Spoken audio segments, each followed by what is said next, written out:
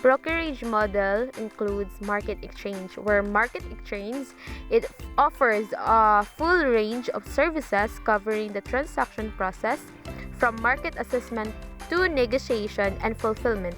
Exchange operate independently or are booked by an industry consortium.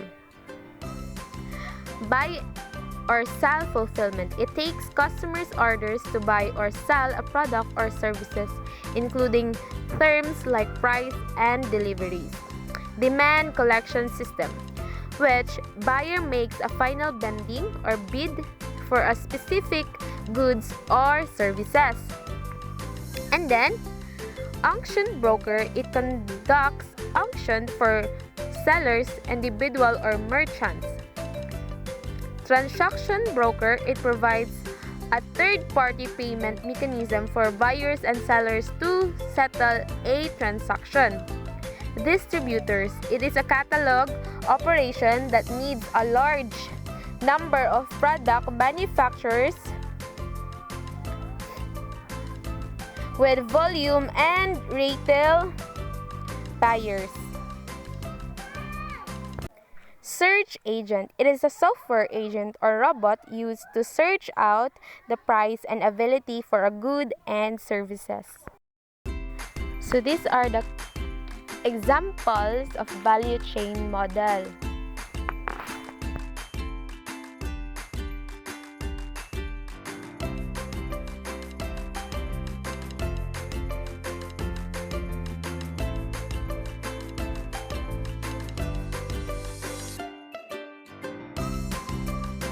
Sales marketing of e-commerce. What is e-commerce marketing? E-commerce marketing is a type of marketing practice that relies upon an electronic system to buy or sell products and services. It is a method of promoting a business that sells its products or services through the internet. Generate more e-commerce sales. Opening an online store is the same as opening a brick and a mortar location. You can't just put up a new website and expect traffic to roll in. You need to spread the word about your brand and ensure the shopping experience is enjoyable for your customers.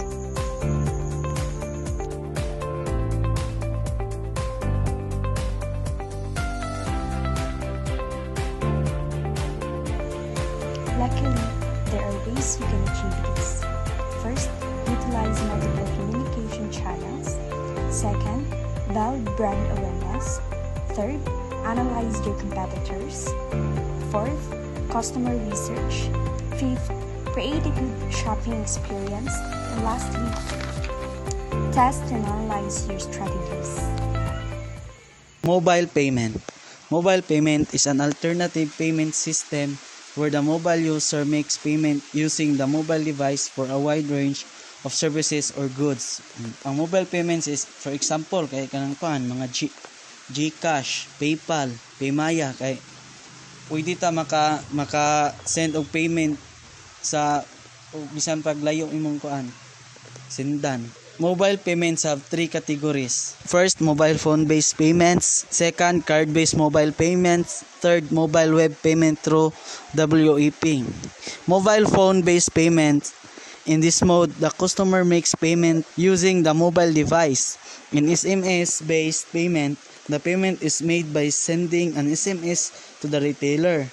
Both the customer and the retailer must have a regular credit debit account in a partner bank. Ang mobile phone-based payment kay mura ra gyapon ni kanang GCash. For example, kanang mag-send ko or ako'y sendan og money kay successful na ang payment naman din mag-notify sa imong SMS nga okay na send na ang payment. Ang card-based mobile payments and credit card-based mobile payments, the mobile handset is used as a credit card for making payments. The credit card is issuing banks gives a PIN number to the mobile handset user. At the time of making payments, the mobile user initiates the transaction by entering the PIN from his or her mobile handset. The issuing bank verifies the PIN and authorizes the payment. Ang card-based mobile payments kay like Land Bank, for example, kanang 4 piece tagaan na naman sila mga ATM.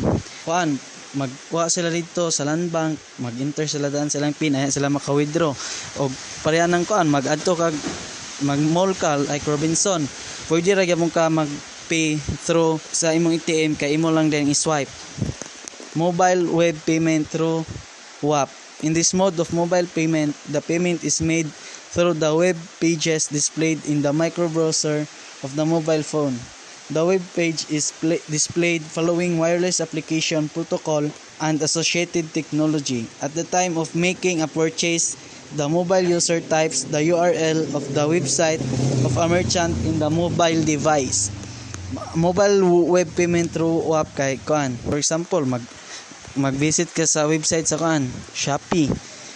Ka dito, mag-order, mag-add to cart ka, like pwede ra pud ka maka-pay through GCash. Mobile ticketing. Mobile ticketing is a special application of e-commerce which allows users to purchase tickets for air, rail, bus travel or for any sports entertainment events from any location at any time using mobile phones or any mobile device. Ang mobile ticketing is sample na kay mo adto ka og laing nasod, if maglukat ka og ticket pwede ra kay sa cellphone kay para dili na kay ka maghasol-hasol og linya, di na ka makagasto-gasto og plite. Ang mobile computing is a technology that allows users to perform normal computing operations such as internet surfing, document preparation, spreadsheeting, preparing PowerPoint presentations, send or receive emails, or download MP3 audio files using portable computing devices while in transit.